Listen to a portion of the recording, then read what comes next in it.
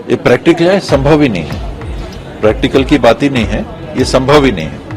ये तभी संभव हो सकता है यदि आप संविधान में ऐसा संशोधन करें, एक कि जो 5 साल का कार्यकाल वन नेशन वन इलेक्शन लागू हो गया 1 जनवरी 2025 से, मान लीजिए अब पूरे देश की विधानसभाओं का और देश की लोकसभा का इलेक्शन एक साथ होगा, 5 साल के लिए वो चलेंगी सरकार। 2025 को चालू किया, 2 साल बाद 2027 में केंद्र सरकार गिर गई या किसी राज्य की सरकार गिर गई और वो 5 साल के लिए चुनी जाएगी, तो उसका अगला इलेक्शन कब आएगा? 2032।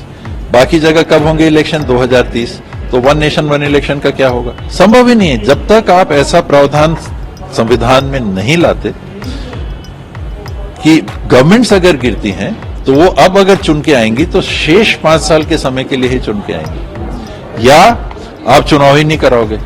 अभी एक साथी ने पूछा कि गवर्नर रूल लगा देंगे क्या, प्रेसिडेंट रूल लगा देंगे क्या, तो आप कहोगे कि हमको तो 5 साल का मेंटेन करना है, 1 साल में अब ये सरकार गिर गई तो अब चुनाव नहीं होगा क्योंकि वन नेशन वन इलेक्शन का क्रम टूट जाएगा, तो 4 साल के लिए गवर्नर्स रूल रहेगा। बहुत खुशी की बात है कि जो पूर्व राष्ट्रपति रामनाथ कोविंद जी की अध्यक्षता में देश में एक चुनाव कराने को लेकर कमेटी बनाई गई थी, उस कमेटी ने राष्ट्रपति जी को अपनी रिपोर्ट सौंप दी है और राष्ट्रपति जी ने उस रिपोर्ट को सरकार को दिया है और उसके आधार पर आज कैबिनेट ने सैद्धांतिक मंजूरी उसके ऊपर में दे दी है।